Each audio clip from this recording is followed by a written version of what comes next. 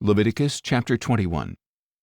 Then the Lord said to Moses, "Speak to Aaron's sons, the priests, and tell them that a priest is not to defile himself for a dead person among his people, except for his immediate family, his mother, father, son, daughter, or brother, or his unmarried sister who is near to him, since she has no husband.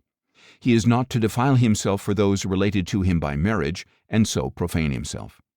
Priests must not make bald spots on their heads, shave off the edges of their beards, or make cuts in their bodies. They must be holy to their God and not profane the name of their God.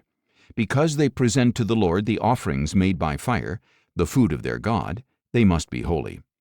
A priest must not marry a woman defiled by prostitution or divorced by her husband, for the priest is holy to his God.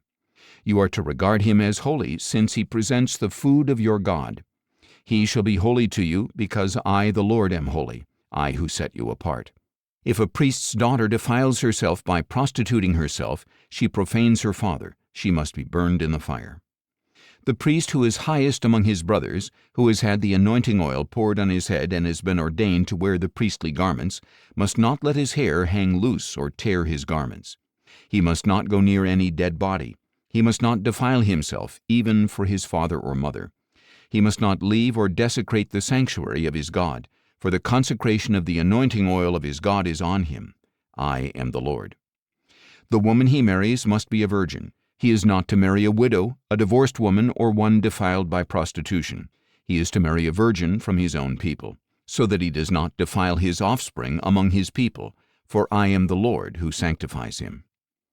Then the Lord said to Moses, "Say to Aaron, for the generations to come, none of your descendants who has a physical defect may approach to offer the food of his God.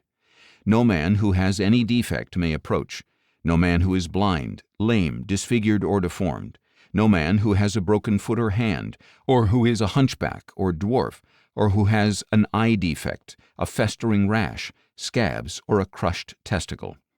No descendant of Aaron the priest who has a defect shall approach to present the offerings made by fire to the Lord. Since he has a defect, he is not to come near to offer the food of his God. He may eat the most holy food of his God as well as the holy food, but because he has a defect, he must not go near the veil or approach the altar, so as not to desecrate my sanctuaries. For I am the Lord who sanctifies them." Moses told this to Aaron and his sons and to all the Israelites.